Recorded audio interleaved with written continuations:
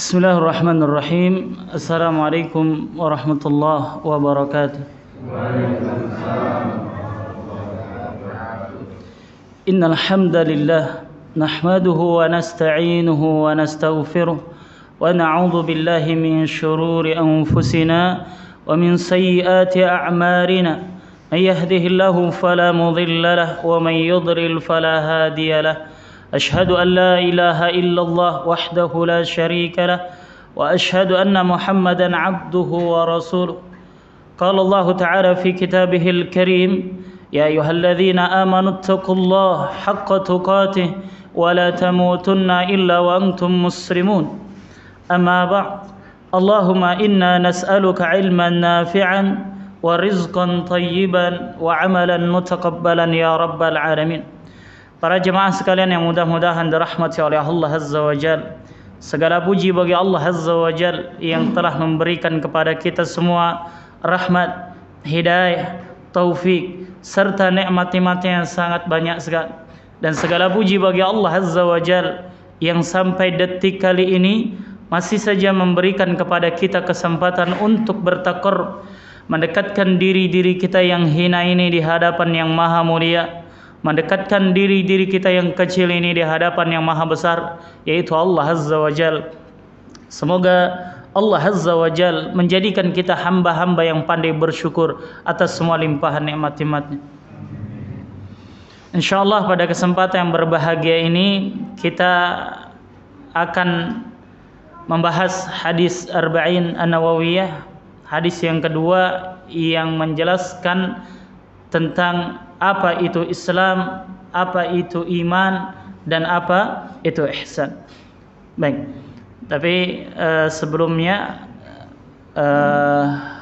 karena teman-teman nih semalam udah begadang ya, tikaf ya, maka minta perlindungan sama Allah, karena kalau sifatnya kajian ini ya, datang ngantuknya ya. Apalagi kalau subuh ya, kalau materinya kadang-kadang dengar tidak menarik apa-apa, makin ngantuk ya. Tapi yang anehnya kalau kajian selesai hilang ngantuknya, seger lagi. Nah, maka minta perlindungan kepada Allah Azza wa Jal, karena memang kita ini digoda terus ya. Syaitan tuh nggak senang lihat orang yang tadinya nggak paham syariat jadi paham syariat. Lihat orang yang tadinya nggak kajian hadir di kajian tuh syaitan tidak senang. Baik, saya bacakan terlebih dahulu matan hadisnya, kemudian insyaallah nanti kita akan bacakan penjelasan yang disampaikan oleh para ulama di dalam mensyarah ya, hadis Arba'in yang nomor 2 ini. عن عمر بن الخطاب رضي الله عنه قال: بينما نحن جلوس عند رسول الله صلى الله عليه وسلم ذات يوم اطلع علينا رجل شديد بياض الثياب شديد سواد الشعر لا يرى عليه أثر السفر ولا يعرفه منا أحد حتى جلس إلى النبي صلى الله عليه وسلم فأسند ركبتيه إلى ركبتيه ووضع كفيه على فاخذيه وقال: يا محمد أخبرني عن الإسلام. فقال رسول الله صلى الله عليه وسلم: الإسلام أن تشهد أن لا إله إلا الله وأن محمدا رسول الله صلى الله عليه وسلم وتقيم الصلاة وتؤتي الزكاة وتصوم رمضان وتحج البيت إن استطعت إليه سبيلا. قال: صدقت. قال: فأخبرني عن الإيمان. قال: أن تؤمن بالله وملائكته وكتبه ورسله واليوم الآخر وتؤمن بالقدر خيره وشره. قال: صدقت. قال: فأخبرني عن الإحسان. قال: أن تعبد الله كأنك تراه فإن لم تكن تراه فإنه يراك. قال: فأخبرني عن الساعة. قال: ما المسؤول عنها بأعلم من السائل. قال: فأخبرني عن أمارتها. قال: أن تلد الأمة ربتها وأن ترى الحفاة العراة العالة رعاء الشاء يتطولون في البنيان. قال: ثم انطلق فلبثت مليا ثم قال لي: يا عمر أتدري من السائل؟ قلت: الله ورسوله أعلم. قال: فإنه جبريل أتاكم يعلمكم دينكم. Rawahu Muslim. Dan ini hadis cukup panjang ya, bagi orang-orang yang baru dengar, wah ini apa yang dibaca ya, maka bersabar dalam menuntut ilmu ya, dan kita harus jalankan adab-adabnya. Jadi kalau mau membahas ya sebuah hadis, bacakan dulu matannya ya, agar tidak ada yang terlewat dan keterangannya lengkap, tidak sepotong-potong. Dan Masya Allah hadis yang kedua ini ya, hadis yang menjelaskan tentang Islam, iman, dan ihsan. Dan nanti kita akan bisa bedakan apa itu Islam, apa itu iman, dan apa itu ihsan dari hadis ini. Dari hadis ini. Baik. Pertama di sini Umar bin Khattab radhiyallahu anhu mengatakan, "Bainama nahnu julusun 'inda Rasulillah sallallahu alaihi wasallam dzata yaumin." Umar mengatakan, ketika kami sedang duduk-duduk bersama Rasulullah sallallahu alaihi wasallam ya. Tentu para sahabat ketika duduk sama Rasulullah sallallahu alaihi wasallam, semua ya tempat duduknya, semua tempat tongkrongannya jadi majelis ilmu. Jadi majelis ilmu, tidak ada majelis ghibah ya, seperti apa yang banyak orang lakukan ya, membicarakan aib ya, membongkar aib saudaranya, tidak seperti ini. Ittala alaina rajulun syadidu bayadi thiyab. Ketika lagi duduk-duduk bersama Rasulullah sallallahu alaihi wasallam, tiba-tiba muncul sosok seorang laki-laki ya, syadidu bayadi thiyab, pakai thiyab ya, pakai jubah yang putih ya. Kalau di sini dibilang syadidu bayadi thiyab, bisa dibilang bahasa kita pakaian baru ya, jubah baru. Karena apa? Kelihatan ya, baju baru, pakaian baru dengan baju yang sudah pernah dicuci, kelihatan ya dari warnanya. Syadidus sawadis sya'ri, dan sosok laki-laki yang muncul ini ya mempunyai rambut ya yang warnanya hitam ya, warnanya hitam. Berarti kalau disebut syadid berarti hitamnya hitam pekat ya, hitam pekat. La yura alaihi atharus safar, dan tidak ada tanda-tanda pada sosok laki-laki yang muncul ini bekas safar, bekas perjalanan jauh. Karena apa? Penampilannya masih klimis ya, bajunya bagus, rambutnya pun tersisir dengan rapi ya, dan kelihatan rambutnya hitam. Wala ya'rifuhu minna ahadun. Nah, ini yang para sahabat heran. Ya. Di antara para sahabat nggak ada yang kenal dengan sosok seorang laki-laki yang baru muncul ini. Ya.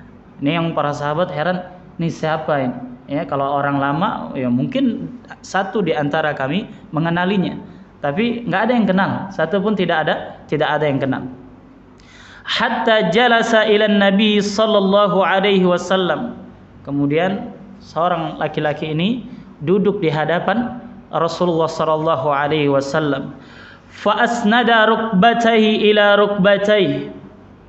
Posisi duduknya ditempelkan lutut dia ke lututnya Rasulullah sallallahu alaihi wasallam, wa wada'a kaffayhi ala fakhidhayhi.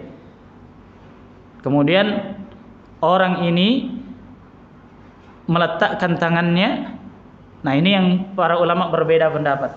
Jadi kita namakan duduk simpuh ya. Duduk simpuh seperti ini. Jadi dalam menuntut ilmu ya ada dua tata cara duduk yang kita sering diajarkan. Pertama duduk simpuh. Nah, ini yang tertuang dalam hadis ini. Seperti ini. Nah, ini para ulama berbeda pendapat ya, itu dhamir ya, hu-nya ini kembali ke siapa? Kembali ke dirinya atau kembali ke Rasulullah sallallahu alaihi wasallam? Maka di sini para ulama berbeda pendapat. Ada yang mengatakan orang itu duduk simpuh kemudian tangannya berada di atas lututnya atau pahanya Rasulullah sallallahu alaihi wasallam, dipegang. Nah, pendapat kedua mengatakan ya dia megang lututnya sendiri, tangannya di kakinya sendiri. Maka pendapat yang dikuatkan oleh para ulama adalah pendapat yang kedua yang mengatakan bahwasanya dia menaruh tangannya di atas lututnya sendiri, bukan di atas lututnya Rasulullah sallallahu alaihi wasallam. Ini pendapat yang terkuat ya. Nah, dan ini jelas ya, ketika dia megang lutut Rasulullah sallallahu alaihi wasallam, maka di sini merasa kurang pas, kurang sopan. Karena apa? Yang dipegang lututnya Rasulullah sallallahu alaihi wasallam. Maka yang paling pas ya, dhamir ini kembali ke orang yang paling terdekat. Siapa? Ya tangannya sendiri, ya kakinya sendiri. Jadi ketika menuntut ilmu, posisi duduknya dua, ya, simpuh atau bersila. Ya, jangan pakai gaya bebas. Ya. Banyak orang hadir di majelis ilmu pakai gaya bebas gitu. Ya, ada yang gini, ada yang gini, macam-macam posisinya. Dan ini yang terkadang kita kurang pahami dalam adab menuntut ilmu, ya. Contoh misalnya murid-muridnya Imam Malik rahimahullah itu kalau mau rubah posisi duduk aja dia izin ke gurunya. Dia izin ke gurunya. Takut apa? Kalau dia nggak izin ke gurunya, dia takut posisi duduknya ini yang dia rubah tanpa sepengetahuan gurunya, hilang keberkahan ilmunya. Hilang keberkahan ilmunya. Makanya orang-orang dulu kalau menuntut ilmu ya kayak patung gitu. Ya, kayak patung. Tapi kebanyakan orang sekarang ya seperti gelisah, kiri kanan. Ya, sudah seperti gelisah. Maka ini adab di dalam menuntut ilmu, dan ini tertuang dalam hadis arba'in nomor 2 ini.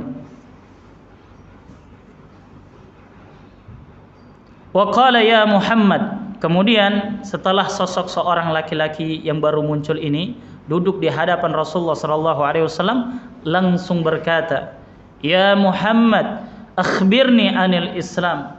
Ketika itu para sahabat sontak kaget. Kenapa? Ini orang siapa gitu? Ya. Para sahabat itu tidak ada yang menyebut nama. Ya, tidak ada yang menyebut Rasulullah sallallahu alaihi wasallam dengan panggilan nama. Ya, dan ini adab di dalam menyebut ya utusan Allah Azza wa Jalla. Maka para sahabat mengatakan ya Rasulullah, ya Nabi Allah. Itu ya, tapi para sahabat baru dengar nih ada orang yang manggil langsung namanya. Wah, ini orang siapa gitu ya. Karena kalau ini termasuk para sahabat, orang-orang Islam, maka dia akan memanggil ya Rasulullah atau ya Nabi Allah. Tidak langsung memanggil nama. Ini dalam adab. Tapi orang ini panggil nama. Ya, orang ini panggil nama. Ya Muhammad, akhbirni anil Islam. Beritahukan kepadaku apa itu Islam. Nah, ini ya para jemaah sekalian yang mudah-mudahan dirahmati oleh Allah Azza wa Jalla. Di sini kita bisa tahu definisi Islam itu apa. Jadi kalau ada orang tanya Islam itu apa sih? Kalau kita nggak tahu ya kosakata lain, kita nggak susah ngungkapinnya, ya mendefinisikan Islam itu apa. Nah, sebutkan hadis ini. Seperti apa yang disebutkan oleh Rasulullah sallallahu alaihi wasallam ketika ditanya oleh sosok seorang laki-laki ini. Maka Rasulullah sallallahu alaihi wasallam menjawab, "Al-Islamu an tashhada an la ilaha illallah wa anna Muhammadan Rasulullah." Sallallahu alaihi wasallam.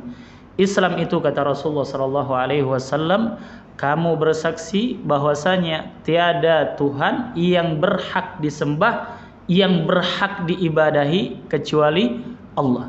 Ya. Makanya terjemahan yang tepat la ilaha illallah itu ya, tiada Tuhan yang berhak disembah, tiada Tuhan yang berhak diibadahi, bukan tiada Tuhan selain Allah. Ini kurang tepat, kurang pas terjemahan seperti ini. Kenapa? Kalau kita artikan la ilaha illallah, tiada Tuhan selain Allah, maka buktinya banyak ya Tuhan-Tuhan yang disembah selain Allah, ya berhala-berhala. Nah, maka terjemahan yang tepat ya la ilaha illallah, tiada Tuhan yang berhak disembah, yang berhak diibadahi kecuali Allah. Itu baru pas. ya itu baru tepat terjemahannya. Wa anna Muhammadan Rasulullah, dan kamu bersaksi meyakini bahwasanya Muhammad benar-benar utusan Allah. Wa tuqimas shalah, dan kamu mendirikan salat. Baik. Di sini perintah salat itu pakai kata-kata tuqimu, aqimu, ya berarti mendirikan, ya bukan hanya sekadar melaksanakan. Kalau melaksanakan dia gugur kewajiban saja, tapi kalau mendirikan apa? Dia ajak ya anak istrinya, dia ajak saudara-saudaranya, dia ajak tetangganya, ya dia ajak orang-orang ya yang tinggal di sekitarnya untuk mendirikan salat. Ya, dia tidak salat untuk dirinya sendiri, tapi dia ajak orang lain untuk mendirikan salat. Dan inilah ya salat yang nanti bisa mencegah dari perbuatan keji dan mungkar, ya karena dia sudah memerhatikan adab-adabnya dan dia sudah paham ya bahwasanya salat yang dia lakukan ini ya bisa bermanfaat ketika dia menjalankan ya rukun-rukunnya, syarat-syaratnya, ya dan dia jalankan sunnah-sunnahnya.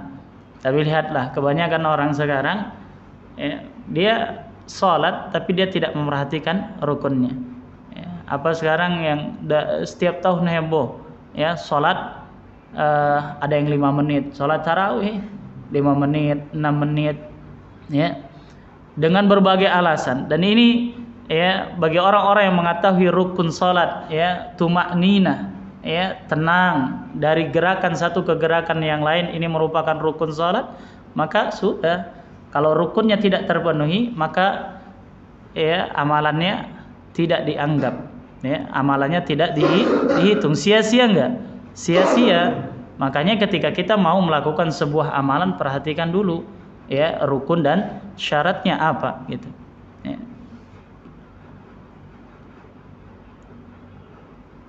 Makanya orang-orang yang melakukan sholat 6 menit, 5 menit ini, maka lihatlah saudara-saudara kita yang melakukan sholat daerah mana itu, Temboro ya, yang 30 juz dalam satu malam dibaca, ya 8 jam, mulai dari isya sampai ketemu sahur lagi baru selesai.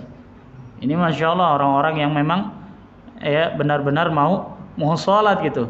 Makanya lihat orang-orang yang sholatnya 5 menit, 6 menit, lihat orang yang sholatnya 8 jam gitu, ya. Maka di sini ya perbedaan himmah, ya kemauan orang-orang yang benar-benar melakukan ibadah karena Allah, ya dengan orang-orang yang mau melepas kegugurannya kewajiban beribadahnya saja. Jadi Islam itu kata Rasulullah sallallahu alaihi wasallam, kamu bersaksi bahwasanya tiada Tuhan yang berhak disembah, berhak diibadahi kecuali Allah, dan Muhammad benar-benar utusan Allah, mendirikan salat, wa tu'tiyaz zakat, ya, dan membayar zakat. Karena banyak orang Islam enggak mau bayar zakat dengan menganggap bahwasanya kalau saya bayar zakat nanti harta saya berkurang. Zakat itu enggak seberapa. Zakat itu tidak seberapa. Gedean mana zakat sama pajak? Pajak banyak macamnya enggak? Iya, ya, pajak kendaraan. Ini kita punya kendaraan nih. Kita beli cash, kita beli tunai, kita lunasin, tetap aja statusnya kita nyewa. Apa buktinya? Tiap tahun kita harus bayar pajak. Kalau mau dinominalin, mau dihitung-hitung, lebih besarlah nominal bayar pajaknya daripada nilai kendaraan tersebut. Jadi jatuhnya kita nyewa ini. Jatuhnya kita nyewa. Padahal kita udah beli cash loh, kita lunas, tapi tetap aja. Nah, maka lihatlah, ketika bukan hukumnya Allah Azza wa Jalla yang dipakai, akan banyak masalah. Ya, makanya negara-negara yang tidak memungut pajak dari ya masyarakat dan rakyatnya, maka masya Allah negaranya berkah, hidup-hidup aja tuh, ya berkembang aja tuh, maju-maju aja tuh, tidak ada alasan, tidak ada alasan. Apalagi Indonesia ini surga para jemaah sekalian. Iya, orang luar kalau ke Indonesia itu surga, apa yang nggak ada di Indonesia? Ada semua kan? Ada semua, ya. Hasil buminya itu melimpah ruah gitu. Satu pulau Indonesia ini mungkin kalau di luar udah bisa biayain satu negara gitu. Iya. Tapi ya inilah ketika orang-orangnya tidak beriman, ya, pemimpin-pemimpinnya tidak amanah, maka Allah cabut keberkahan itu.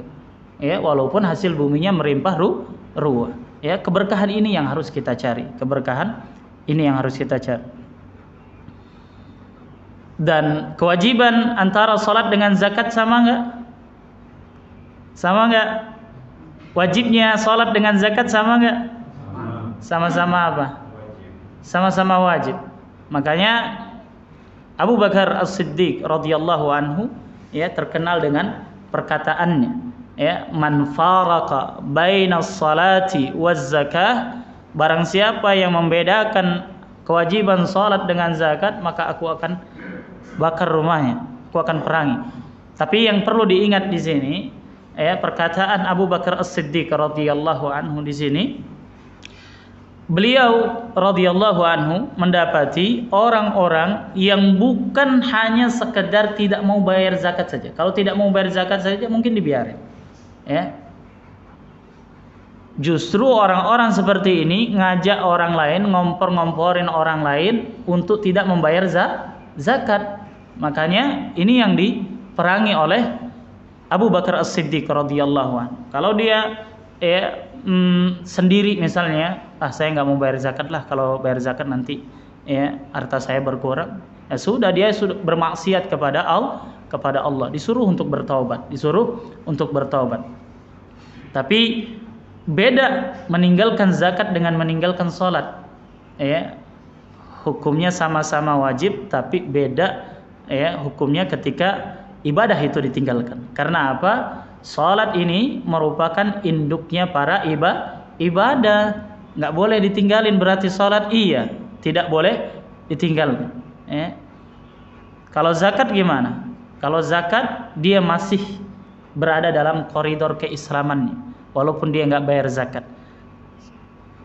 Dia nggak mau bayar zakat karena apa? Takut miskin saja, takut berkurang saja. Nah, itu dia bermaksiat, berarti berdosa. Itu aja. Tapi masih Islam, masih Muslim, masih. Tapi kalau ada orang nggak sholat, subuh dia nggak sholat, zuhur dia nggak sholat, asar dia nggak sholat, maghrib dia nggak sholat, isya dia nggak sholat, maka ini para sahabat sudah berijma bahwasanya tidak ada satu amalan yang ketika ditinggalkan, ketika amalan itu ditinggalkan maka pelakunya keluar dari agama Islam kecuali amalan sholat. Berarti kan tidak boleh ditinggalkan. Ya, ini dikatakan oleh para sahabat. Ya, sahabat sudah meneliti kemana-mana. Ya, tidak ada satu amalan yang ketika amalan tersebut ditinggalkan, ya, maka orang ini akan keluar dari agama Islam kecuali ibadah sholat. Maka nggak bisa ditinggalkan. Dan sholat ini merupakan ciri khas orang-orang Islam. Kalau ada orang Islam nggak sholat, lantas apa bedanya dengan orang-orang kafir di luaran sana? Mereka nggak ruku kok, mereka nggak sujud kok, mereka nggak sholat. Maka ini dikatakan oleh Rasulullah sallallahu alaihi wasallam, al-ahdul ladzi bainana wa bainahumus shalah. Perjanjian kita, perbedaan kita dengan orang-orang Yahud, dengan orang-orang Nasara adalah salat. Aman tarakaha faqad kafar. Barang siapa yang meninggalkan salat, ingat ya, secara keseluruhan, meninggalkan salat secara keseluruhan, maka sudah keluar dari agama Islam. Sudah keluar dari agama Islam. Tapi kalau salatnya beleng-benteng gimana? Disuruh bertaubat. Disuruh bertaubat.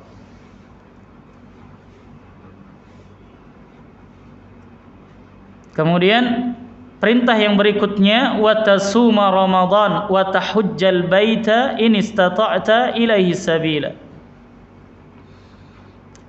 Kamu berpuasa di bulan Ramadan dan kamu menunaikan ibadah haji ya jika kamu mampu menempuhnya. Baik, berarti puasa Ramadan wajib nggak?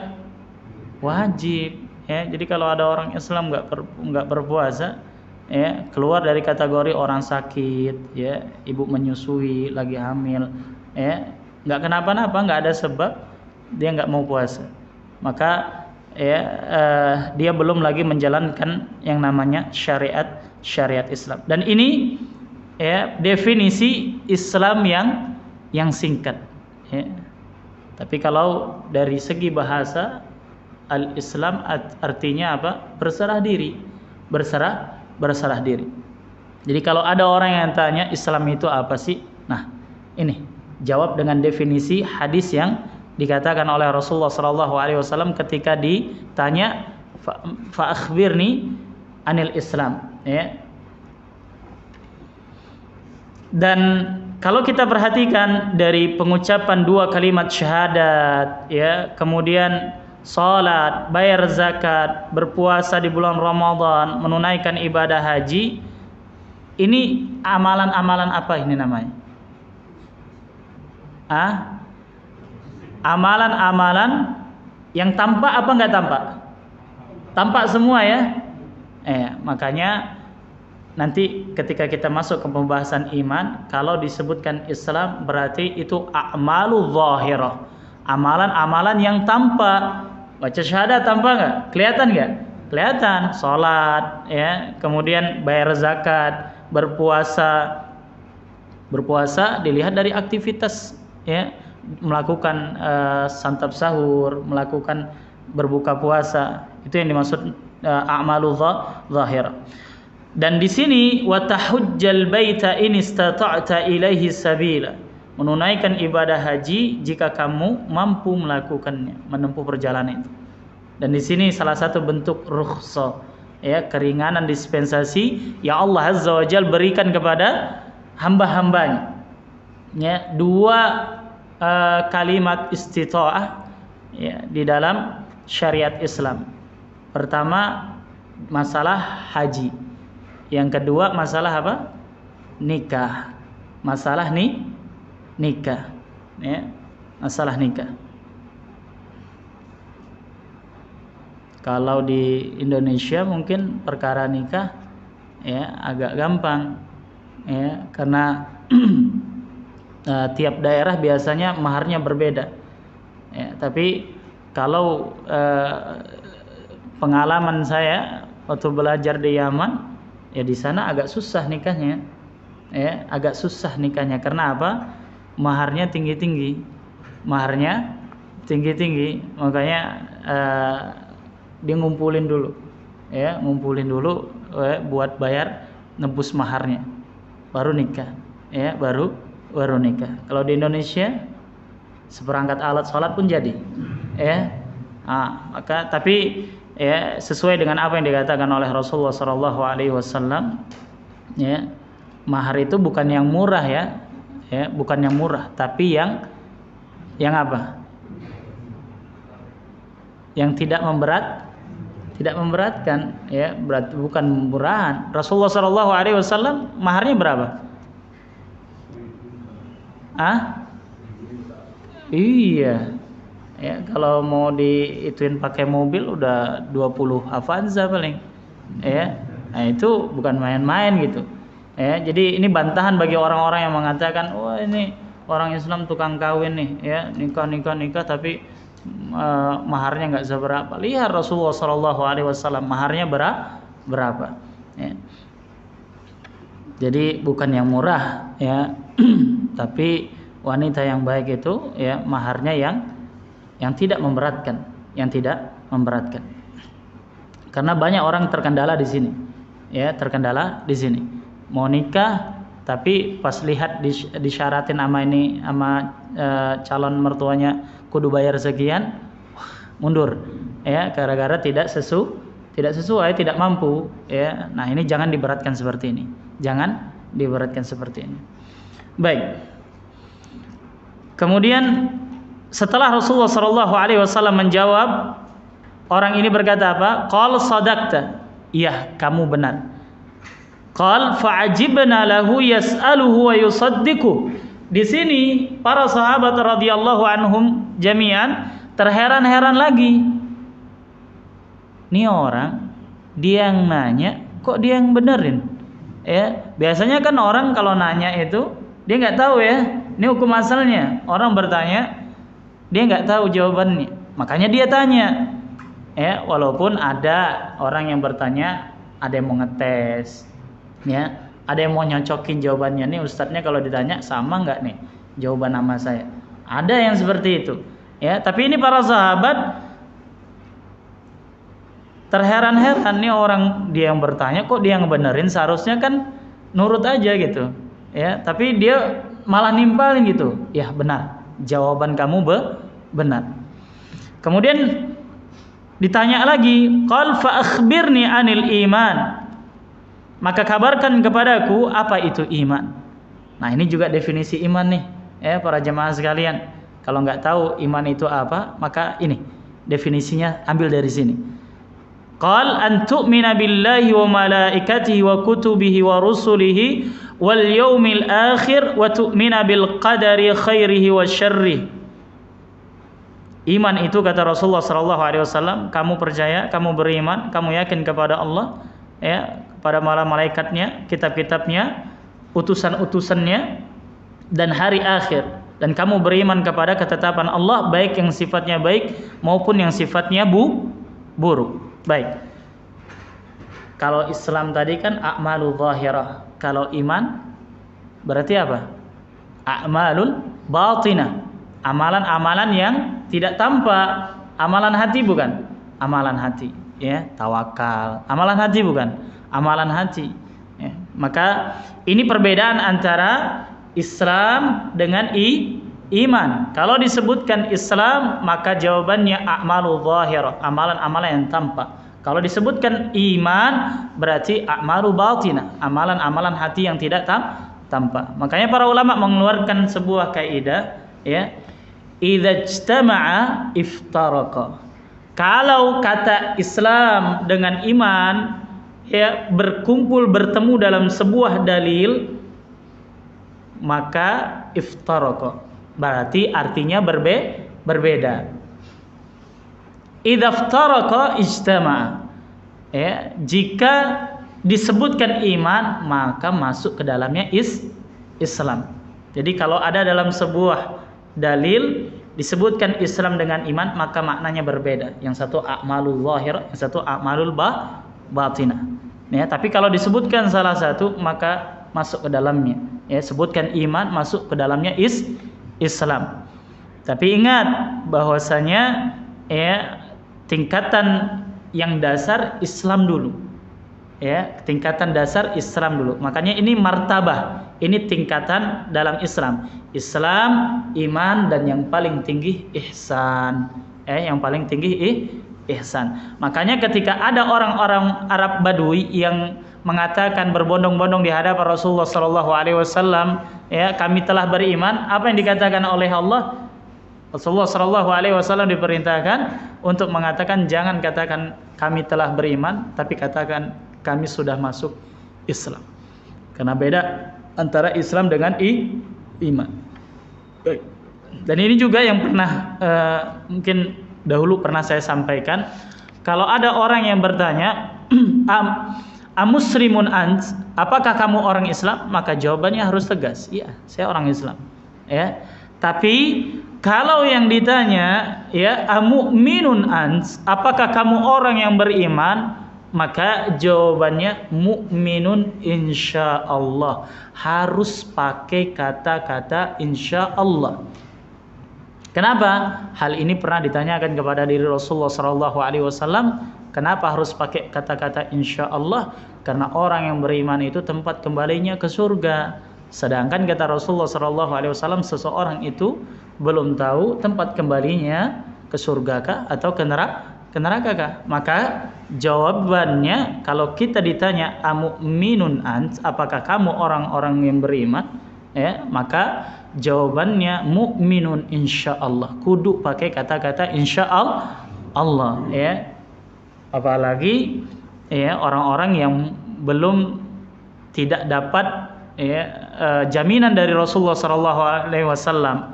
Ya, seperti apa? Para sahabat yang 10 orang sudah dikasih kabar gembira, ya, bahwasanya dirinya akan masuk surga, mulai dari Abu Bakar, ya, Umar, Utsman, Ali, sampai ke sahabat yang 10 ini, maka ini orang-orang yang sudah ada jaminan masuk surga.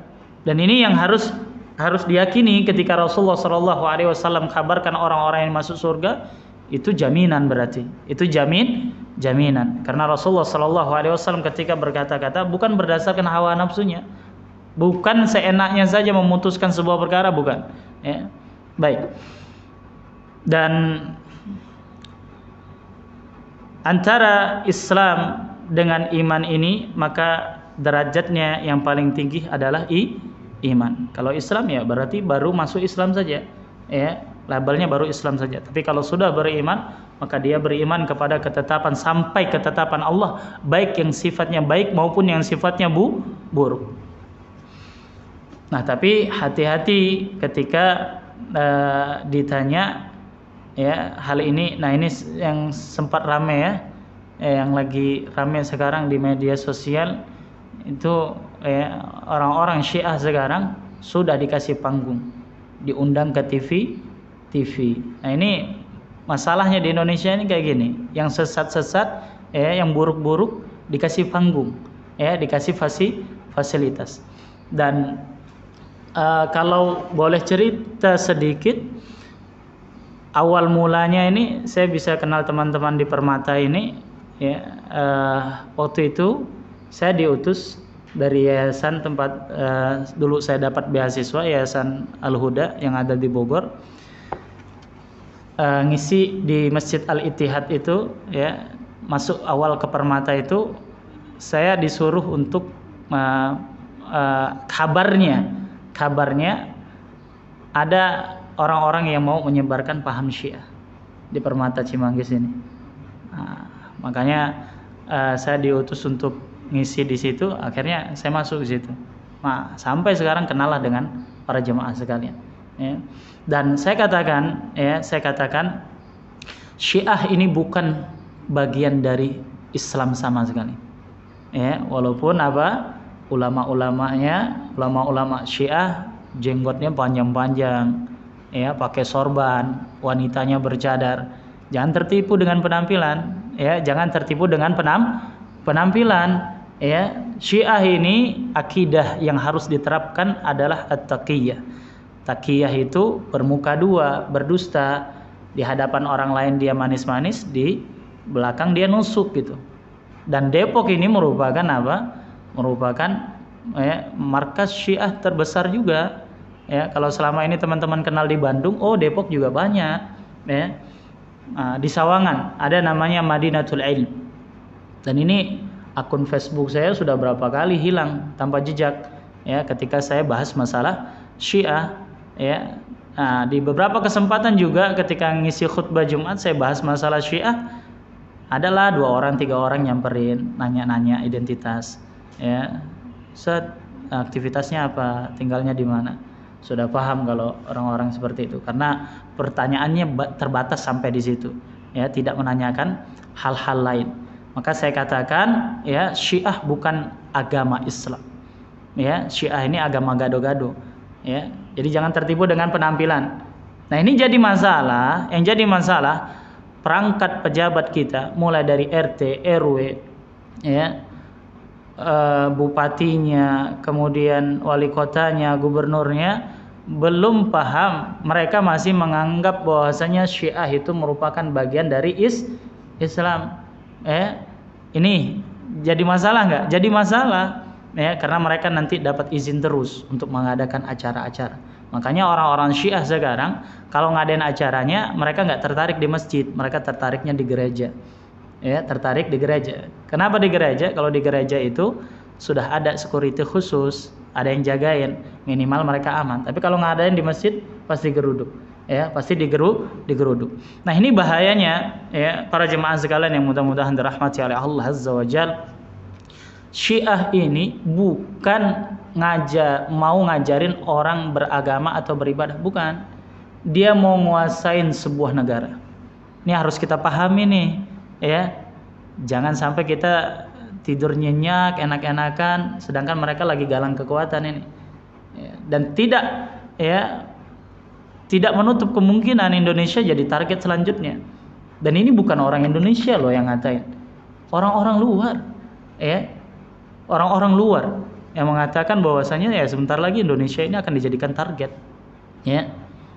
Kalau Iran dulu kita kenal, ya, sekarang kita kenal dengan negeri Syiah karena banyak orang-orang Syiah di sana. Yang bikin onar ketika umroh dan haji siapa? Itu, ya, orang-orang Syiah. Seharusnya pemerintah Saudi kalau sudah lihat paspornya orang-orang Iran, tahan dulu, jangan dikasih izin. Karena apa? Mereka suka buat onar. Ya, mereka suka buat onar. Ada yang nulisin pakai tato lah di telapak kakinya nama Abu Bakar, nama Aisyah. Coba, ini apa namanya kalau bukan bentuk penghinaan, ya? Nah, Syiah itu dia punya 5 fase, ya, untuk menguasai sebuah negara. Dan fase tingkatan yang paling tertinggi ketika mereka sudah masuk, ya, bisa masuk ke jalur parlemen. Dan sekarang sudah terbukti banyak orang Syiah yang nongkrong di sana, ya, banyak orang Syiah yang nongkrong di sana. Hatta di MUI sendiri ada orang Syiah, nggak usah kaget, ya. Di MUI sendiri ada orang Syiah, ya. Syiah ini dia beli orang kerjanya, ya. Dilihat orangnya sudah banyak pengikut, sudah banyak masanya, diajak jalan-jalan ke Iran, diajak tamasya, dibekal pulang, dibekelin sesuatu, udah senang, kebeli, ya. Makanya ini saya sebutkan dan saya selipkan pembahasan ini karena ini, ya, banyak orang yang belum paham, ya, bahwasanya Syiah itu bukan bagian dari agama Islam, ya. Syiah itu mau nguasain sebuah negara. Iran dulu negeri Ahlussunnah loh, jangan salah. Iran dulu negeri Ahlussunnah, tapi ketika ada revolusi besar-besaran yang dipimpin oleh Imam Khomeini, ya, semoga Allah Azza wa Jalla melaknat dirinya, ya, yang membunuhi ulama-ulama Ahlussunnah, yang menghancurkan masjid-masjid Ahlussunnah, ya. Udah sampai sekarang, ya, mereka punya Ka'bah sendiri. Terus ngapain mereka ke Saudi? Mereka mau menghancurkan Ka'bah. Tapi kan nggak bisa. Allah jaga. Maka ini bagian dari akidah masalah tauhid yang kita harus paham, ya, yang kita harus paham. Dan mereka itu punya orang-orang yang ketika di depan publik mereka bermanis-manis, tapi kalau di belakang bahaya sekali pemikirannya, ya, ideologinya sangat berbahaya, bisa merusak akidah orang-orang Islam. Dan saya katakan, ya, di Yaman itu kan kalau bapak-bapak para jamaah sekalian tahu bahwasanya senjata agak bebas di sana, ya. Tapi lihatlah Yaman sekarang masih bisa dikuasai sama orang-orang Syiah. Segitu orang-orangnya punya senjata loh, masih bisa dikuasai sama orang Syiah. Nah, ini di Indonesia ini Golok pun nggak punya, ya. Qatar pun minjam. Gimana nanti kalau, ya, orang-orang Syiah itu angkat senjata? Apa yang akan kita lakukan? Ya. Jadi kalau ada orang-orang yang bilang, jangan berlebihan lah. Bukan berlebihan. Ini udah rencana mereka dari dulu gitu, ya. Udah rencana mereka dari dulu, dan jumlah pengikut mereka makin bertambah. Ya, makanya masalah tauhid, masalah akidah ini kudu kita kencengin lagi, ya. Kita kasih pemahaman kepada orang-orang terdekat kita. Dan satu cerita yang sampai ini diulang-ulang, ya. Ada orang Indonesia ini Syiah ini kan dia kalau dari segi dana nggak usah ditanya gitu, ya. Antum mau apa dikasih gitu, ya. Mau apa dikasih. Dan kalau orang-orang sudah sempat diajak tamasya ke Iran sana, udahlah, luluh hatinya, ya. Makanya kalau cari di Google, ya, wanita mana yang tercantik di dunia, mungkin, ya, jawabannya yang muncul duluan jawabannya Iran. Ya, ini teman-teman yang pernah umroh mungkin pernah lihat wanita-wanita Iran, ya. Tapi jangan tergoda, ya. Ingat istri, Ya. Maka mahasiswa-mahasiswi Indonesia dikasih fasilitas dibeasiswain ke Qum sana. Ya, ke kota Qum sana yang ada di Iran, di cover semuanya, pendidikannya apa. Nah, ada ini ya, dua saudara ini, kakak beradik, kakaknya laki-laki, adiknya perempuan, pergi belajar ke sana. Nah, ini ya, pasangan kakak beradik ini awal-awalnya dia kalau ada orang bahas masalah Syiah, jelek-jelek Syiah, dibela-belain habis-habisan. Ya, dibela-belain habis-habisan. Nah, tapi ya, bisa berubah, dia menjadi orang yang sangat benci sekali dengan ajaran Syiah. Apa ceritanya? Baik, ceritanya di kalangan kampus sana dikasih fasilitas untuk berzina. Makanya di Indonesia ini sampai dibikin kawin kontrak, ya, ada filmnya lagi. Ini bahaya sekali. Ada filmnya. Baik. Nah, tapi syaratnya apa? Kudu digelapin nih ruangan. Ya, jadi antara yang pasangan satu dengan yang lain tuh nggak tahu siapa yang sedang berhubungan badan dengan dirinya. Nah, nih laki-laki ini penasaran, sudah berhubungan berapa kali belum tahu orang siapa yang dia berhubungan waktu malam hari. Nah, pagi harinya dikumpulin. Baik. Nah, tibalah waktu malam itu dia berhubungan lagi, dia tinggalin tanda. Dia punya cincin, dicopot cincinnya pas berhubungan, dia cantelin di tangan pasangan. Ya. Nah, pagi hari kan dikumpulin. Mulailah dia perhatikan satu persatu tangan para wanita itu. Siapa ini yang berhubungan tadi malam? Ya, ketika dapat, kagetnya bukan main. Ternyata yang selama ini dia berhubungan adalah adik kandungnya sendiri. Ya, makanya ini yang saya katakan tadi. Ya, yang tadinya dia belain habis-habisan kalau ada orang-orang jelekin Syiah, bongkar kesesatan Syiah, dia bela-belain. Sekarang dia menjadi orang yang paling benci dengan ajaran Syiah. Ya, coba bayangin. Ya, nyesel nggak? Nyesel. Makanya jangan sampai terulang lagi ya kepada keluarga kita, saudara kita, tetangga kita. Ya, karena orang sekarang kalau dikasih apa, luluh nggak hatinya? Lulu, kita aja kalau sering ditraktir sama teman-teman kita ngelakukan kesalahan, berat nggak negurnya? Wah, ntar kalau saya tegur nggak ditraktir lagi. Dia baik sama saya, udahlah. Dia udah gede ini, dia udah paham ini. Orang kalau nggak dikasih tahu nggak akan sadar dia, nggak akan tahu, nggak Itu fungsinya teman buat ngingetin kalau kita salah, ya kalau kita melakukan kesalahan diingetin. Itu kan fungsinya teman.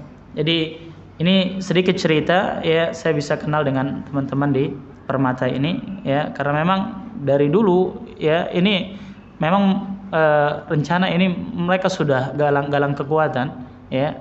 Nah, saya punya teman waktu masih kuliah di sana, saya sudah pulang, itu supir-supir taksi itu kebanyakan kan orang Syiah.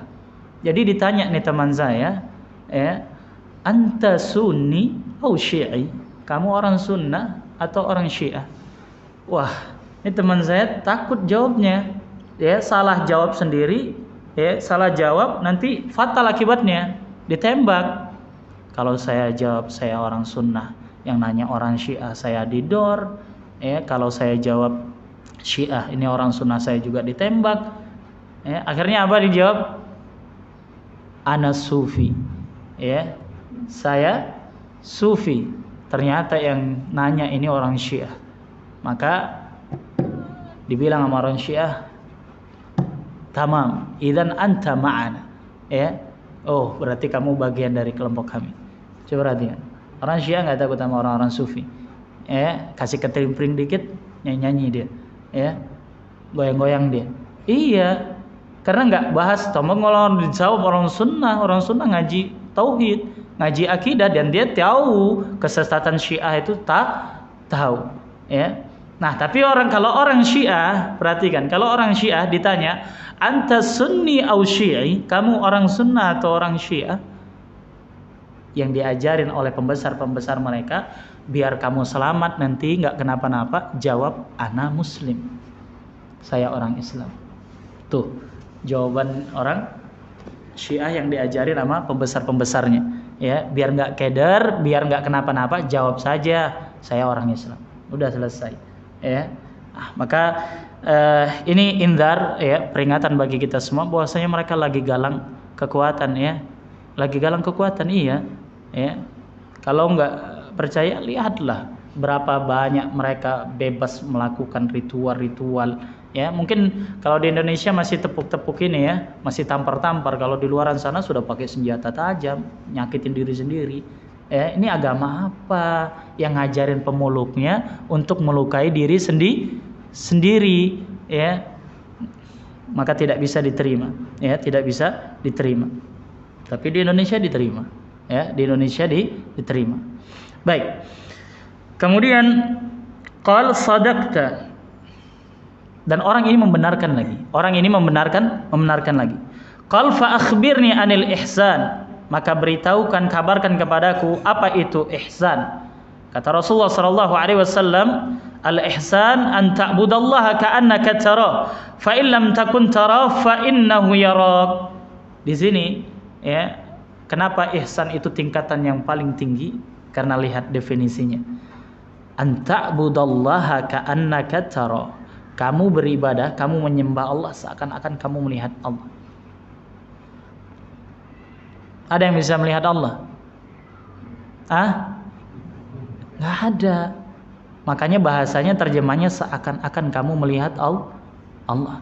Ya, untuk menghadirkan rasa keyakinan ini, ya, muraqabatullah, merasa selalu dilihat dan diawasi oleh Allah.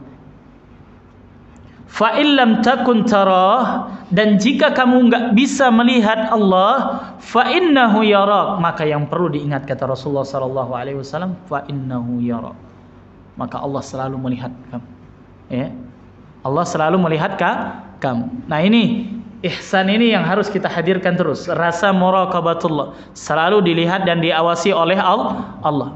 Makanya ini tingkatan yang paling tinggi ya. Orang-orang yang memiliki tingkatan ihsan ini, dia nggak peduli ketika dia beribadah ada orang lihat dia, nggak ada orang, dia nggak peduli. Karena apa? Dia hanya butuh penglihatan dan pengawasan Allah. Dia butuh ridhonya Allah, bukan ridhonya manusia. Qal fa akhbirni 'anis sa'ah.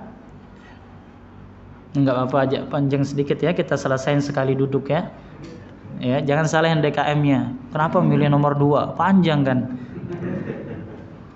Qal fa akhbirni an amaratiha. Jadi ketika Rasulullah sallallahu alaihi wasallam setelah menjelaskan tentang ihsan, ditanya lagi tentang hari kiamat, kapan terjadinya? Ya, Rasulullah tahu enggak kapan terjadi hari kiamat?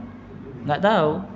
Tapi kan ada hadis sahih yang lain menyebutkan Rasulullah mengatakan hari kiamat itu akan terjadi pada hari Jumat. Itu gimana? Seakan-akan apa?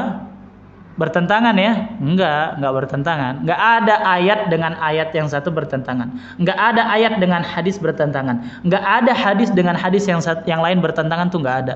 Ya, kalau kita bilang bertentangan ya berarti pemahaman kita yang belum sampai. Itu aja. Enggak ada yang bertentangan. Maka jalan keluarnya benar, hadis itu hadis sahih. Rasulullah mengatakan hari kiamat akan terjadi pada hari Jumat. Cuma kan Jumat keberapa enggak tahu. Tahun berapa, bulan berapa, pekan keberapa, Rasulullah nggak tahu. Rasulullah hanya dikabarkan harinya saja. Masalah tahunnya, masalah bulannya, masalah pekannya Rasulullah tidak tahu. Makanya Rasulullah mengatakan, mal mas'ulu anha bi a'lama minas sa'il. Kenapa Rasulullah berkata seperti ini? Karena dari tadi ini orang dia nanya, dia yang ngebenerin. Ditanya, nanya lagi, dia lagi yang ngebenerin. Makanya Rasulullah mengatakan, ya, orang yang ditanya tidak lebih tahu daripada orang yang bertanya, ya, karena Rasulullah udah tahu nih, ya, ini orang kayaknya ngetes nih.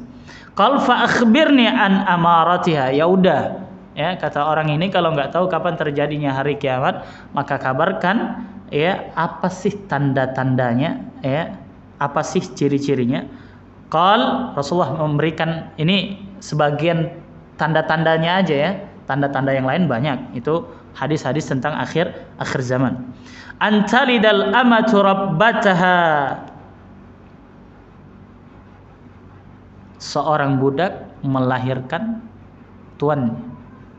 Kok bisa? Gimana ceritanya? Iya, karena anaknya ini nanti yang akan membebaskan ibunya dari perbudakan. Ya. Jadi ibunya budak nih, ya. Kemudian punya anak dengan tuannya, maka anak ini jadi budak enggak? Enggak. Ya, anak ini justru yang akan membebaskan ibunya dari perbudakan. Wa antaral hufatal uratal 'ala ri'a asya'i yatatawwaluna fil bunyan. Dan kamu akan lihat nanti orang-orang yang telanjang kaki, ya, enggak pakai sandal, enggak pakai apa, pengembala, ya, saling berlomba-lomba meninggikan bangunan, ya. Dan sekarang terjadi enggak? Oh, udah banyak terjadi, ya. Tetangganya tingkat 3 enggak mau galat, bangun tingkat 4, ya. Tetangganya bangun lagi tingkat 4, udah bikin lagi, tambah lagi apa, bajaringan lagi, ya. Biar nandain dia lebih tinggi daripada tetangganya, ya. Dan ini yang membuktikan bahwasanya apa? Ini gejala-gejala ini sudah terjadi semua belum? Sudah terjadi, ya. Tinggal lagi kita nunggu, ya, tanda yang besar. Qal tsumman talaqa. Habis itu orang ini pergi, ya. Falabithu maliyan. Tsumma qala li ya Umar. Kemudian Rasulullah sallallahu alaihi wasallam berkata kepada Umar, "Atajri manis sa'il?" Ya Umar, apakah kamu tahu siapa tadi yang bertanya? Maka Umar mengatakan, "Allahu wa rasuluhu a'lam." Ya. Allah dan Rasulnya yang lebih tahu. Coba lihat nih, ya. Perkataan para sahabat, ya, ketika ditanya banyak ngejawab kayak gini, banyak, ya. Kalau orang-orang sekarang kan ngemaksain, nggak tahu dia jawab gitu, biar dibilang tahu, biar dibilang pandai. Jangan, ya. Orang yang berilmu itu, ya, orang yang berilmu itu, ya, dia tahu kapan dia bisa berbicara dan dia tahu kapan harus diam. Kalau dia nggak tahu, bilang nggak tahu. Jangan malu-malu, jangan memaksakan diri, Dan ini, ya, ciri orang yang berilmu.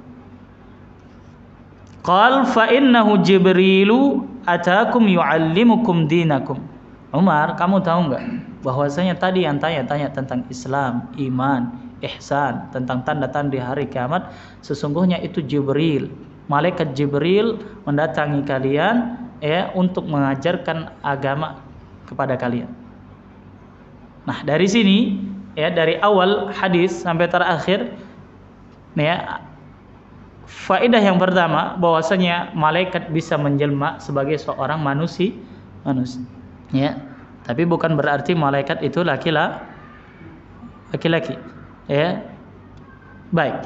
Dan beda enggak wujud rupa malaikat dengan manusia? Beda enggak? Beda sekali. Ya, beda sekali, ya. Maka ini, ya, hadis yang kedua ini yang menjelaskan tentang Islam, iman, dan ihsan. Dan ini, ya, terjadi gitu. Malaikat datang, ya, kepada Rasulullah, bertanya kepada Rasulullah, dan sekelilingnya ada sahabat. Gunanya apa? Buat ngajarin sahabat ini perkara agama. Wallahu a'lam bishawab. Ini yang termudah yang bisa kita bahas dari hadis yang kedua ini, ya. Biasanya ada tanya jawab atau dicukupkan dengan materi? Baik, silahkan kalau ada yang belum paham atau ada yang mau ditanyakan, silahkan. Kita buka sesi tanya jawab.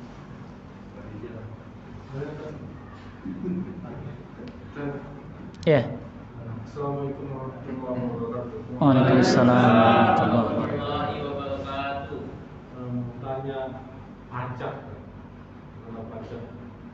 dalam negara kita ada pajak, tapi dalam Islam mungkin gimana itu pajak gitu? Apakah kita punya kewajiban pajak atau tidak kita suatu saat income terhadap pajak dan meninggal itu ada tanggungan terhadap kita, gitu. Baik. Ataupun keturunan kita, gitu. Baik. Perhatikan, ya, masalah kaidah, ya, masalah keterpaksaan, ya. orang ketika dipaksa tidak memiliki power, tidak memiliki kekuatan, maka dia tidak akan dihukumi tentang hal itu. Misalnya seperti apa yang terjadi pada keluarga Yasir. Ya. Yasir sempat mengucapin kata-kata kufur nggak? Terucap juga. Ya, kenapa? Nggak kuat.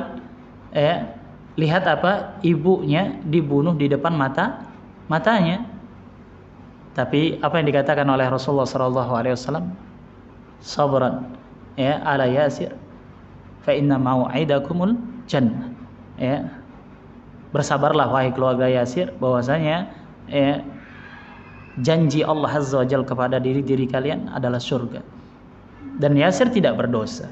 Karena apa? Dia mengucapkan kata-kata kufur itu ya hanya sebatas lisan saja, enggak dari sini. Ya. Nah, ini kalau terpaksa ya, kalau terpaksa. Baik, sekarang saya tanya, kita bayar pajak itu dipaksa enggak? Paksa. Kalau kita enggak bayar, kita enggak bisa ngapa-ngapain ya. Iya, masuk kategori, ya. Nah, makanya Allah Maha tahu ya apa-apa yang kita lakukan. Sama kayak misalnya pejabat-pejabat kita bikin utang baru. Ya, itu yang punya utang siapa? Apakah kita akan ditagih nanti di yaumul hisab tentang utang negara kita? Enggak. Yang akan ditagih orang yang tanda tangan itu. Orang yang membuat utang baru, utang lagi itu, ya. Jadi tenang. Ya, walaupun setiap bayi yang baru terlahir sudah ada beban hutang, tenang, nggak ada ceritanya kalau dalam syariat Islam, ya, nggak ada, ya. Nah, inilah ya salah satu bentuk ya kemudahan yang Allah Azza wa Jalla berikan. Kalau sifatnya dipaksa dan kita nggak ada power, maka ya Allah Maha tahu. Ya Allah Maha tahu. Ya, kecuali kalau perkara-perkara yang misalnya masalah muamalah yang ada unsur ribanya, itu kita bisa milih, kita bisa ngindar. Enggak lah, misalnya ditawarin, yuk main saham, yuk main ini, yuk beli koin, yuk beli ini. Oh enggak, ya itu kita bisa pilih, ya. Dan ketika kita nggak milih pun kita tidak dipaksa. Ya, tapi kalau pajak kan kudu, kita nggak bayar, ya nanti ada stempel lagi. Ya, nanti kena razia terus, ya. Nah, maka Allah Maha tahu apa yang kita lakukan, ya. Nah, kalau ini sifatnya memaksa, kita nggak bisa, ya. Kita nggak bisa apa-apa, karena yang dipakai bukan aturan Allah, yang dipakai bukan aturan Islam, ya. Lakukan, ya, semaksimal mungkin apa-apa yang bisa kita hindarkan dari perkara-perkara yang diharamkan oleh Allah, hindari. Tapi kalau seandainya kita masuk ke dalam perangkap itu, masuk ke dalam perkara yang diharamkan Allah, dan kita sebenarnya nggak mau, cukup Allah saja yang tahu. Itu aja, ya, cukup Allah yang tahu. Ya, misalnya di ya pajak sendiri tuh nggak ada ajarannya gitu. Makanya waktu di zaman SBY kemarin, ya banyak ada orang-orang NU yang bikin acara, dalamnya kesimpulan, oh udahlah kalau banyak yang korupsi seperti ini, kita nggak usah bayar pajak. Wah, langsung turun tangan. Jangan, nanti kalau nggak bayar pajak gimana kita mau bangun infrastruktur, mau bangun ini, panik nggak? Panik, ya. Tol aja sekarang itu, kemarin saya lewat tol Sentul itu yang pendek itu 21.000 sekarang. Yo bangin, jalan kaki pun bisa di situ, ya. Tapi lihatlah, ya, kalau nggak lewat nggak bisa pulang. Ya udah masuk ke situ, ini sistemnya serba memaksa, ya. Nah, maka ini yang saya ulang-ulang terus, pemimpin tuh hisapnya beda, Pak, dengan kita rakyat misalnya. Pemimpin tuh beda hisapnya, double, ya. Dia mimpin keluarga, iya, dia mimpin orang banyak juga, iya. Makin banyak, ya, hak-hak orang yang ditelantarkan, oh hati-hati, hisapnya itu berat. Jadi kalau kita masuk dalam sebuah peraturan yang sifatnya memaksa, ya udah, ya kita nggak bisa apa-apa, ya, dan cukup Allah saja yang tahu apa-apa yang ada di hati kita. Kita ingkarin, tapi tetap ingkarin, ya. Jangan justru jangan justru berbahagia dengan peraturan seperti itu. Ingkarin, ya. di hati kita ingkarin walaupun kita bayar, munafik dong? Oh enggak, ya bukan munafik. Ya kalau mau jujur, kalau nggak mau nggak disuruh bayar atau enggak, bukan karena nggak mau bayarnya ya, karena memang nggak ada ya tuntunannya buat bayar pajak tuh nggak ada. Ya, yang ada zakat. Ya, yang ada zakat. Zakat berapa? 2,5%. Ya, ini kalau buah kita potong, Pak, timun misalnya satu ini, paling sedikit doang, tuh zakat tuh. Tapi zakat ini bisa memakmurkan, bisa mensejahterakan ekonomi masyarakat loh. Nah, tapi kan yang jadi masalah nih sekarang ya saking serampangannya, badan wakaf, badan apa, sampai keropak masjid mau diatur. Ya sekarang. Ya, nah ini padahal apa coba yang kurang? Ya. Parkir aja tuh kalau mau dihitung udah berapa penghasilnya, belum lagi tol, belum terlalu banyak lah penghasilan di ini ya. Nah, jadi masalah ya pejabat pemerintah kita berbisnis dengan rakyatnya, bisnis sama orang lain dong, jangan sama rakyatnya gitu ya. Maka ini yang bisa kita lakukan ya, kita ingkari walaupun kita bayar, itu tuntutan gitu.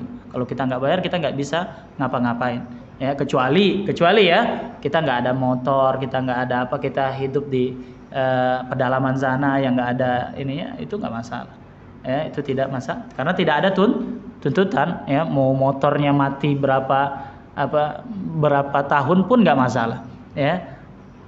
Terus gimana orang-orang yang nggak bayar pajak, dosa nggak dosa, hukum asalnya nggak dosa, cuman dia kena kesalahan peraturan sama manusia itu aja, nggak lebih daripada itu, tidak lebih daripada itu. Baik. Ya. Waalaikumsalam warahmatullahi wabarakatuh. Tadi dijelaskan Ustaz bahwa seseorang yang bila meninggalkan sholat terus menerus, maka bisa dikatakan dia setelah keluar dari Islam. Nah, kemudian seandainya suatu saat orang tersebut dia bertaubat, apakah dia harus mengucapkan syahadat kembali? Baik. Kalau memang ya salat yang dia tinggalkan secara keseluruhan ya, misalnya selama berbulan-bulan bahkan bertahun-tahun, maka syahadat. Ya, maka syahadat. Ada ruginya enggak dia baca syahadat? Enggak ada. Tidak ada ruginya. Dan ini salah satu bentuk apa? Salah satu bentuk kesungguhan dia, ya. Orang mau nikah aja suruh baca syahadat ya. Tuntun lagi. Ya. Ini orang kok penghulunya suruh baca syahadat sih, emang saya mau masuk Islam ya kan? Enggak. Nah, maka syahadat ya, syahadat, karena hukum syariat Islam itu sangat jelas sekali. Dan kalau kita mau lihat ukubah ya, hukuman bagi orang-orang yang meninggalkan sholat, enggak sholat ketika di dunia, sebenarnya kalau mau diceritain ya mungkin kalau perasaan orang Indonesia ini ya sensitif sekali ya. Tapi inilah syariatnya Allah itu nggak bisa pakai perasaan kita, Pak. Ya nggak bisa. Ya. Misalnya dalam syariat Islam, hukum Allah ya, hukum Allah, kalau ada orang ya dia nggak sholat, Islam KTP, dia nggak sholat, kemudian dia meninggal, nggak boleh disolatin. Pasti nanya-nanya nih, kok nggak boleh disolatin? Ekstrim sekali nih pendapat. Itu hukum Allah. Itu salah satu bentuk penghinaan Allah kepada orang-orang yang nggak sholat selama hidup di dunia, ketika mati nggak boleh disolatin. Ya, nggak boleh disolatin.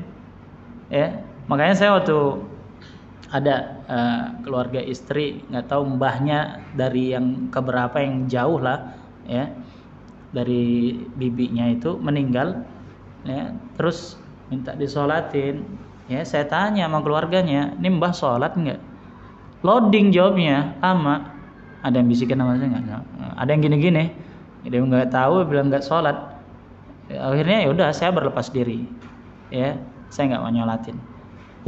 Kalau ada orang lihat, ini tega bener nggak disolatin, udah kayak binatang aja, udah kayak kucing mati aja. Bukan masalah itunya, ya. Ini ukubah, ini ancaman. Ya, ini hukuman Allah kepada orang-orang yang tidak mau melaksanakan sholat. Walaupun akan ada orang-orang yang menyolatkannya. Jadi bapak-bapak nggak usah takut. Bapak nggak ikut sholat, nggak dosa, ya, nggak dosa. Akan ada orang yang nyolatinnya, ya. Tapi kalau hukum asalnya tidak boleh menyolatin. Nah, kemudian kalau dia dikuburkan, nggak boleh Pak dikuburin di pemakaman orang-orang Islam. Ini nambah tega lagi nih, ya. Terus kuburin di mana dong? Masa sendirian? Kasihan kan? Itu salah hukum Allah kayak gitu Pak, ya. Jadi tipis nih kalau perasaan kita orang-orang Indonesia ini tempat ibanya itu ini sekali gitu. Wah tega bener, masa nggak boleh sih itu kan orang Islam. Iya sih, walaupun dia nggak sholat, tapi kan Islam. Ya bukan Islam berarti kalau dia nggak sholat, ya. Jadi hukuman bagi orang-orang yang tidak sholat ketika di dunia itu Pak. Ini baru di dunia ya, belum nanti di akhirat. Seperti apa yang Allah Azza wa Jalla tanya kepada para penduduk ahli neraka Sakor. Ya, ditanya, "Masalakakum fis Sakor?" Apa yang menyebabkan kalian masuk ke dalam neraka Sakor? Mereka menjawab, "Qalu lam naku minal musallin." Dulu ketika di dunia kami tidak sholat. Tuh, berarti kan ini dalil yang jelas ya. Ya, lebih jelas daripada sinar matahari bahwasanya orang yang nggak sholat tempatnya di neraka. Nerakanya namanya Sakor. Ya. Jadi seperti itu. Ya. Ini bentuk ya penghinaan Allah kepada orang-orang yang tidak sholat. Makanya suka ada bahasa teman-teman di sosial media itu ya, semasa hidupnya nggak pernah sholat ya, sekalinya nggak pernah ke masjid, sekalinya sholat, sekalinya ke masjid depan imam ya. Maka ini seperti ini ya. Baik ya. Bersangkutan ini, Assalamualaikum. Masalah meninggalkan sholat, kita tuh meninggalkan sholat. Ada Ustaz bilang pas mazhab itu kalau kita meninggalkan sholat harus diganti. Kayak ada beberapa Ustaz bilang nggak bisa diganti itu, cukup pakai sholat sunnah. Kita tuh banyak lebih ini lagi itu. Yang tahu cuma obatan Ustaz lah. Karena Allah yang tahu itu gimana Ustaz? Baik, memang iya, barakallahu fiik. Memang di situ ada perbedaan pendapat ya. Yang jadi masalah, ya, kalau sholatnya yang dia tinggalkan, misalnya, ya, dia lagi sakit ya lagi koma nih, ya, sehari 2 hari dia bisa ganti itu sholat. Tapi kalau sudah puluhan tahun bisa dia ganti? Nggak bisa, ya, tidak bisa. Ya, jadi tidak ada pernah Rasulullah SAW menyuruh orang-orang yang ya tidak melakukan sholat kemudian dia suruh rapel sholatnya, dia suruh qada, dia suruh ganti sholatnya. Pas sholat isya ya dia sholat isya apa-apa. Nah jadi perbedaan pendapat itu ada ya, tapi ya yang mendekati kebenaran tidak ada mengkodok atau mengganti sholatnya, kecuali ya kita ketiduran nih belum sholat isya, habis sholat subuh baru kita ingat ya, oh iya semalam kecapean belum sholat isya, habis sholat subuh itu langsung sholat isya. Enggak mesti nunggu sholat waktu isya dulu Pak, sholat isya ketika kita ingat, itu caranya. Jadi nggak mesti ngepasin waktunya tuh, nggak mesti ya. Jadi kalau seorang koma sakit ya nggak sadarkan diri 3 hari masih bisa dia ganti. Tapi kalau sudah 3 tahun, 4 tahun, 5 tahun ya enggak, cukup bertaubat kepada Allah Azza wa Jalla ya, minta ampun kepada Allah dan diperbarui syahadatnya, wallahu a'lam. Cukup insyaallah. Iya. Waalaikumsalam warahmatullahi wabarakatuh. Ini kan kondisi yang saat ini pandangan kita sebagai mana terus juga gimana sikap kita tentang ini yang masih usia programnya ada pandangannya masih usia belum jelas. Masih usia programnya pandangan kita sebagai gimana, pandangan kita sebagai bangsa juga apa dengan sikap kita sebagai bangsa dengan adanya juga kita dengan pandangan adanya masih usia programnya pandangan kita sebagai bangsa invasi Rusia ke Ukraina. Pandangan kita sebagai muslim gimana? Baik. Wah, ini pertanyaan besar nih. Ya. Baik. Ini mau tidak mau kan ya secara zahirnya ada urusan politik ya, tapi tidak yang terjadi dengan saudara-saudara kita yang dulu ada di Mesir, yang ada di Libya, yang ada di Yaman, yang ada di Suriah. Itu bukan urusan politik ya, itu urusan akidah, bukan urusan politik. Baik. Kalau yang terjadi dengan Rusia dengan Ukraina ini urusan politik ya. Di Ukraina itu kan masih kawasan Rusia ya, masih kawasan Rusia, dan ini ya awal muasalnya ini Ukraina ini kan selama ini sudah diurusin sama Rusia, dikasih fasilitas, diapain ya, tiba-tiba dia gabung ke NATO. NATO ini punya siapa? Amerika ya, Rusia musuhnya bukan? Iya, dan tidak senang, maka singkat cerita terjadilah peperangan itu ya, terjadilah peperangan itu ya. Nah, kalau kita ya tidak tahu ini mana yang benar masalah, udah ya kita berhenti sampai di situ, kita tidak dibebani untuk mikirin itu ya. Tapi kalau masalah saudara-saudara kita yang ada di Palestina ya, nah ini yang heran kemarin ya, orang-orang Eropa sampai orang Israel ya menyesalkan dan mengutuk tindakan Rusia ke Ukraina. Nah, dia lupa apa? Selama ini dia tiap tahun cari gara-gara terus ya dengan saudara-saudara kita orang-orang Palestina gitu ya. Nggak sadar apa? Nah, setiap bulan Ramadan pasti ada penyerangan ya, pasti ada pembunuhan. Tapi lihatlah ya, saudara-saudara kita di Palestina itu ya mentalnya sudah mental baja. Jadi sholat tarawih itu walaupun ada tembakan apa udah biasa. Ada yang baca Quran, Pak, lihat mungkin banyak lihat videonya. Ada yang pakai bangku ditutupin di atasnya, dia terus murojaah, nggak ngaruh ya. Yang lain ada yang berjaga-jaga ya, pakai batu, pakai apa. Nah itu ya salah satu bentuk bahwasanya kalau Suriah, Palestina itu cepat amannya, Pak, maka semakin dekat hari kiamat. Ya, hari kiamat itu makin dekat ya. Maka kita berdoa kepada Allah Azza wa Jal ya, semoga Allah Azza wa Jal melindungi saudara-saudara kita seiman dimanapun mereka berada, karena ini salah satu bentuk wala kita, loyalitas kita ya sebagai sesama seorang Islam, seorang Muslim ya. Jadi kalau pusing mikirnya, Pak, nggak usah dipikirin ya, nggak usah dipikir. Baik, cukup insyaallah ya. Baik, semoga yang sedikit ini bisa bermanfaat buat kita semua, dan semoga Allah Azza wa Jal ya memasukkan kita ke dalam kelompok orang-orang yang bersyukur atas nikmat Islam, iman, dan semoga Allah Azza wa Jal memberikan kepada kita sifat ihsan, sifat yang ketika kita beribadah ya kita yakin bahwasanya Allah melihat dan mengawasi apa-apa yang kita lakukan. Wassallallahu ala nabiyyina Muhammad wa ala alihi wa ashabihi ajmain. Walhamdulillahi rabbil alamin. Assalamualaikum warahmatullahi wabarakatuh. Waalaikumsalam.